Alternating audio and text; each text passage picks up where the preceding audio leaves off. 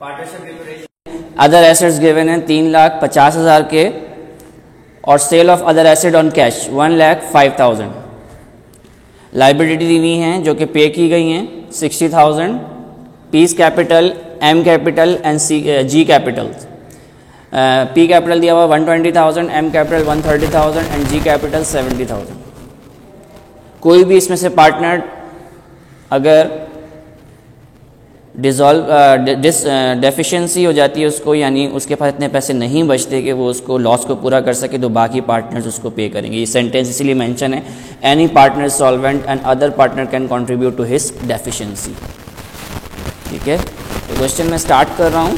Question आपके सामने हैं, देखें आपके सामने क्या अदर एसेट्स होंगे।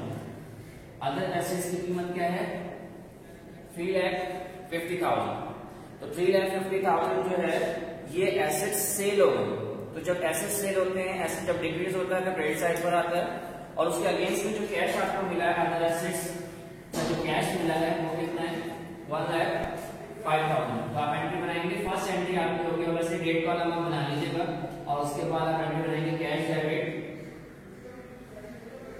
और एक लाइन छोड़कर आप क्या करेंगे अदर एसेट्स को क्रेडिट करेंगे। अदर एसेट या पूरा सेंटेंस भी आप लिख सकते हैं sale of other assets credit करेंगे। तो कैश आपके पास कितना आया 1,05,000। डेबिट साइड पर आप मेंशन करेंगे अदर एसेट्स आपके पास कितने हैं 3,50,000। अब आप देखिए एक चीज डेबिट हुई है और एक चीज क्रेडिट हुई है डिफरेंट अमाउंट से, तो ऑब्वियसली कोई एक ऐसा टाइटल मौजूद है या तो डेबिट में आएगा या क्रेडिट में आएगा। आपके पास कैश क्योंकि डेबिट साइड कम अमाउंट है तो आप इसका डिफरेंस निकाल लेंगे, और डिफरेंस निकाल के आप क्या करेंगे जिस साइड पर कमी आ रही है वहां पे लिखेंगे।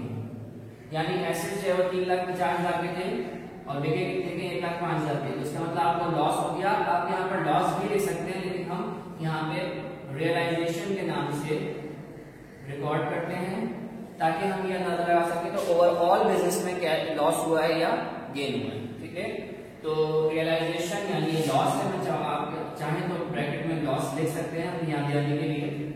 ठीक है, कितना लॉस हुआ है 2,45,000। ठीक है, ये जो लॉस है आपका, इसे आपने क्या करना है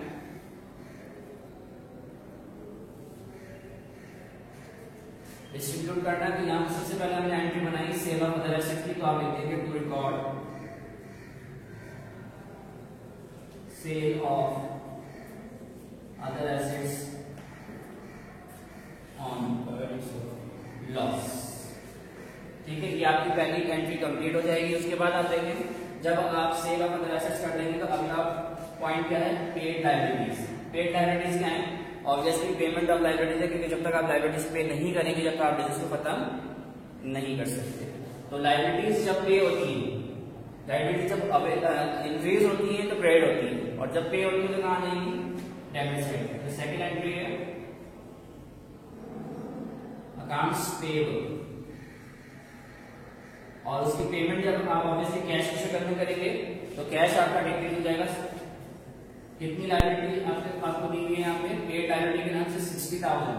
आप क्या करेंगे डेबिट क्रेडिट 60,000।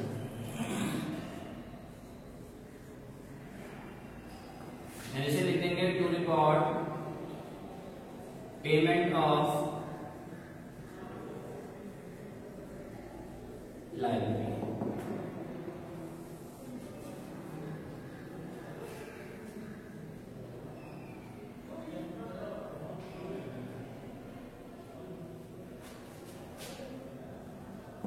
इसके बाद थर्ड एंट्री की तरफ आएंगे आप। थर्ड एंट्री को बनाने के लिए आप क्या करेंगे देखें इस सवाल के अंदर एक चीज और मौजूद है। इस सवाल के अंदर लिक्विडेशन एक्सपेंस मौजूद है। लिक्विडेशन एक्सपेंस क्या होता है वो अखराजात जो हम लिक्विडेशन के वक्त कर रहे होते हैं उसमें ट्रांसफर करना है। वो 10,000 दिया सही है, तो हम उसे भी रिकॉर्ड करेंगे। जब हम इसे रिकॉर्ड करेंगे तो इसकी एंट्री क्या बनेगी फिक्स एंट्री है, क्योंकि ये पैसे सिर्फ आपके खर्च। जी, तो 3 एंट्रीज मैंने आपको सामने बनाई हैं। अब इसके बाद आप रियलाइजेशन का टी अकाउंट बनाने के लिए आपने क्या करना है, जहाँ जहाँ रियलाइजेशन डेबिट है और जहाँ जहाँ रियलाइजेशन क्रेडिट है उसको आपने रिकॉर्ड करना है। ठीक है, जहाँ जहाँ रियलाइजेशन डेबिट और क्रेडिट है उसको आपने रिकॉर्ड करना है। तो देखें पहली एंट्री के अंदर 45,000 से रियलाइजेशन डेबिट हुआ है और 10,000 से मज़ीद डेबिट हुआ है एंट्री नंबर 3 में। तो इसका मतलब क्या हुआ, टोटल 255,000। ये आपने डिस्ट्रीब्यूट करना है अमंग द पार्टी, क्योंकि ये लॉस है और ये लॉस सबने बियर करना है। ठीक है, सबने लॉस ये बियर करना है। तो आप क्या करेंगे, ऑब्वियसली जब लॉस होता है तो आप एंट्री क्या बनाते हैं, तीनों के जो कैपिटल हैं वो डेबिट हो जाएंगे। कौन कौन से पर्सन है, PMNG,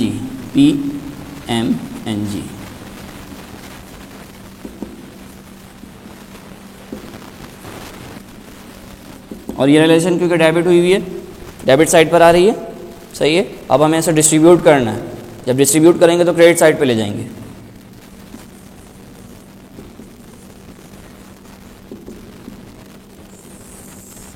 to record distribution of loss, relation total कितना हो गया था, 255,000। तो क्रेडिट साइड पर आप 255,000 लिख देंगे और डेबिट साइड पर इनके डिस्ट्रीब्यूशन कर देंगे। डिस्ट्रीब्यूशन किस तरह करेंगे, 255,000 को डिवाइड कर देंगे 3 से, क्योंकि 3 पार्टनर्स हैं। 85,000 सबके पास आ जाएगा।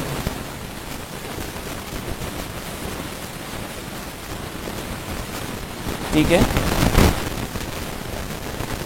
अब आप देख रहे हैं कि मिस्टर आर के कैपिटल 120,000 है, इसमें से 85,000 उसे लॉस हो गया।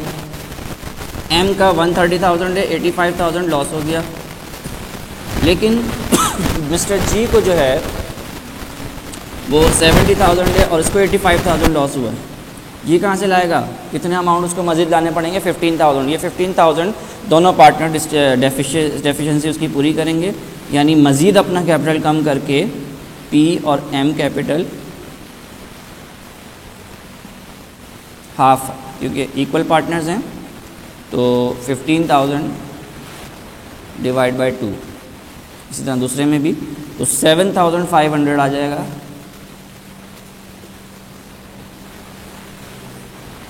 और ये मिस्टर जी को मिल जाएगा और मिस्टर जी उससे अपने लॉस को पूरा कर देंगे। टू रिकॉर्ड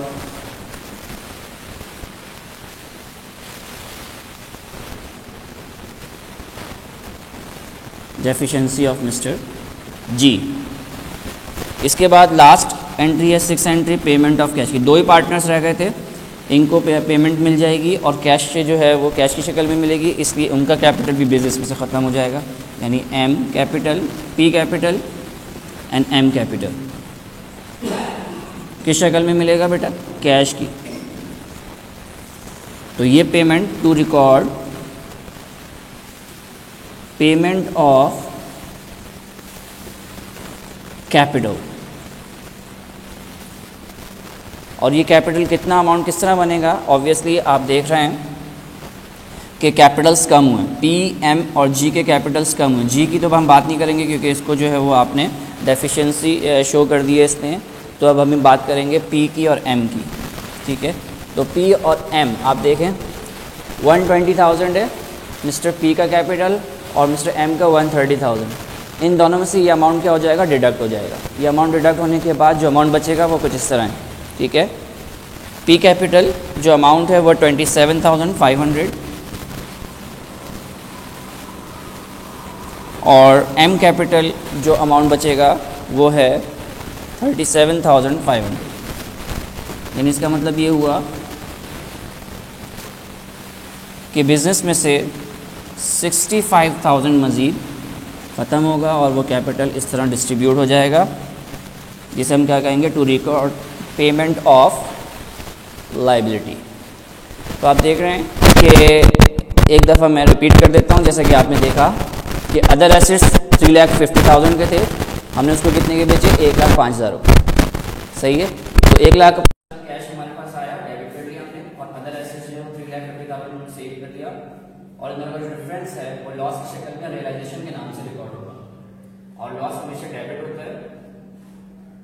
फिर पेमेंट की आपने लायबिलिटी 60,000 की अकाउंट्स पेबल कैश पे। लिक्विडेशन एक्सपेंस आपने पे किए। लिक्विडेशन एक्सपेंस क्या होता है बेटा, जो एक्सपेंसेस आप लिक्विडेशन के वक्त कर रहे होते हैं, डॉक्यूमेंटेशन वगैरह कर रहे होते हैं या ट्रांसफर ऑफ एसेट्स कर रहे होते हैं, वो सब इसमें आ जाता है। तो भैया इसकी fix entry realisation debit cash credit. उसके बाद फोर्थ एंट्री है, इस रियलाइजेशन का क्या अकाउंट बनाएंगे और जो अमाउंट बन रहा है वो तीनों में डिस्ट्रीब्यूट कर देंगे। आपने देखा ये रियलाइजेशन क्रेडिट हो रहा है और तीनों कैपिटल जो है वो डेबिट हो रहे हैं। तीनों की कैपिटल 85 और 95,000 से कम हो जाएंगे। जब आपने माइनस किया तो आप लेकर जी कैपिटल जो है उसके मजीद 15,000 जो है वो एक्सेस अमाउंट आ रहा है। ये एक्सेस अमाउंट दोनों पार्टनर्स मिलकर पूरा करेंगे, यानी आधे पैसे 7,500 और 7,500 मजीद इसको डेबिट कर देंगे, और जी कैपिटल क्रेडिट 15,000। और last entry T capital M capital cash credit, यानी टी अकाउंट बनाएंगे, और उसके बाद डेबिट एंड क्रेडिट जो बैलेंसेस आ रहे हैं उन बैलेंसेस को सॉल्व करने के बाद जो बचेगा अमाउंट वो क्या होगा, एम कैपिटल 27,500 और एम कैपिटल 37,500, दोनों अमाउंट आप पे कर देंगे कैश में, तो कैश क्रेडिट हो जाएगा 65,000। तो ये आपका सवाल था, मोस्ट इंपॉर्टेंट क्वेश्चन है, इसको जरूर देखिएगा। Thank you.